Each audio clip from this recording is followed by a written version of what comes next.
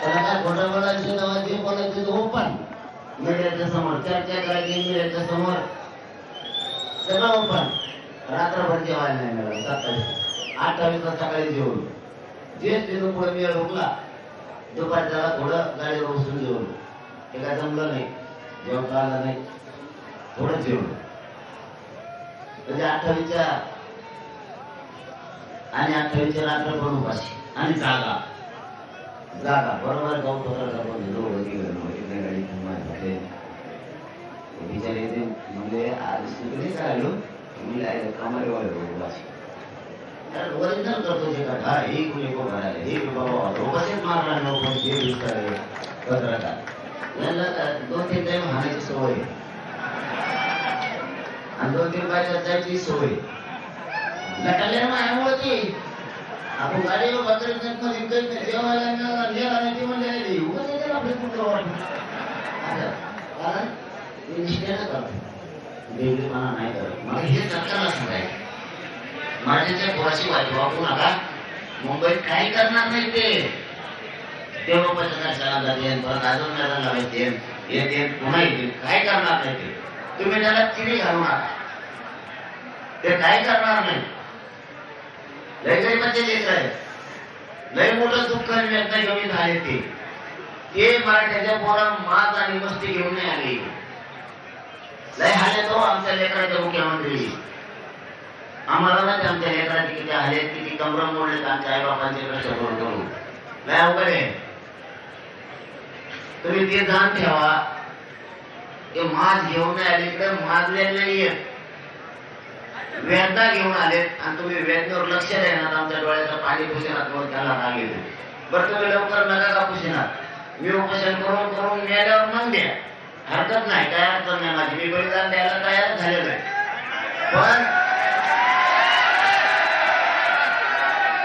पण तुम्ही त्यांना इथं दुकानं बंद करायला लावू नका नंतर तुमच्या बी महाराष्ट्राचा राज्य इथून पुढं तसंच होणार आहे.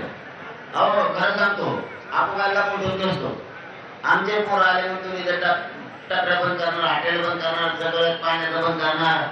आम्ही पण तुमच्या ते रस्ता बांध केले तुमच्याची लक्ष झाली ते पाईपलाईन आमच्या गावातून गेले आम्ही तिथं पाणी त्या दिवशी पुढं बंद करणार. तुमच्या देश गावात गेलं असलं पाणी तर आमचे बंद करणार आमच्या रामतून गेलेलं असतं कारण तुम्ही आम्हाला मुंबईत पिऊन दिले आणि आपण बोलतो मी करतो.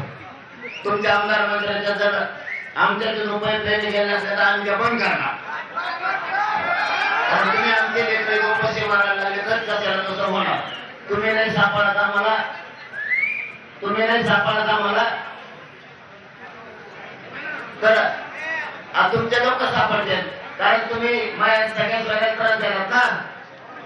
इथं आलेला मराठा सगळा आमचा पाहुणा आहे सगळं आमचे सगळे सोयरे आहेत. तुमचे सगळे सोयरे असतील ना महाराष्ट्रात त्यांचेही धारपड होणार ना.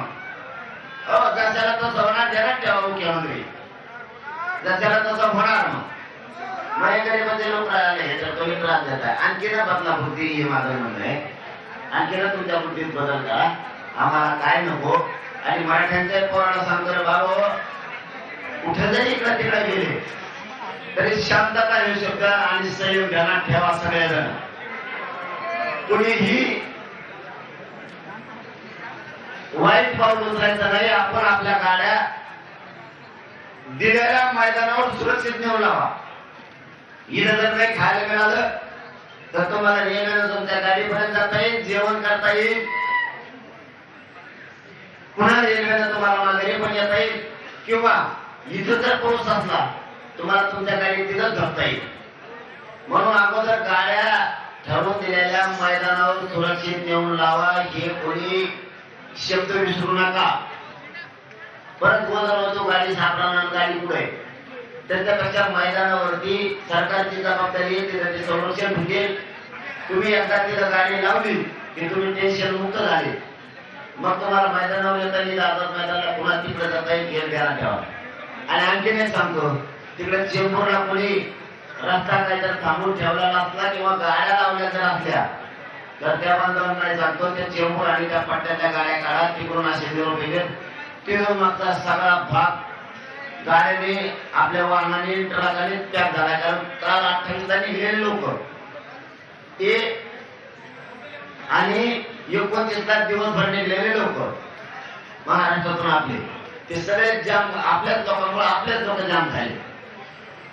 त्यामुळे गाड्या जर कोणी म्हणत असलं चेंबूरच्या मैदानावर लावा तर चेंबूरच्या मैदानावर लावा, वाशीच्या मैदानावर लावा म्हणत असले तर वाशीच्या मैदानावर लावा. ते जर इथं पुढं मुंबईत असल्या मैदानात तिथं लावा म्हणजे तिथं लावा.